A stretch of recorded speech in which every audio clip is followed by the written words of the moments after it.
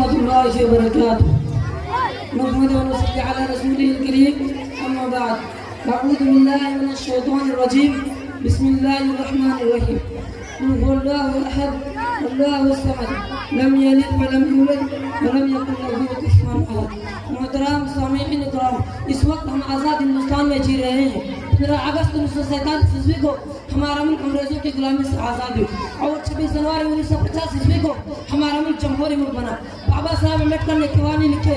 तकरीबन 200 साल की मुसलसल कुर्बानी के बाद आज़ादी का याद देखने में नसीब हुआ। भारत का चप्पा चप्पा खून से लाले आज़ादी तक अफराद उलमा और फैसल जान माल की कुर्बानी दी। आज़ादी तक अफराद उलमा और फैसल जान माल की कुर्बानी दी। अंग्रेजों ने फांसी पर लटकाया, काला पानी में बरसों कैद रखा। मुसलमानों की ज़ियारतें जब्त की गई।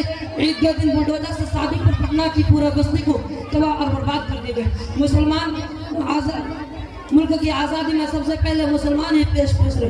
पूरे जोश व जज्बे के साथ मैदान में कूद गए, न जान की परवाह की, न माल की परवाह। जय हिंद, जय भारत। अस्सलामु अलैकुम व रहमतुल्लाहि व बरकातुहू।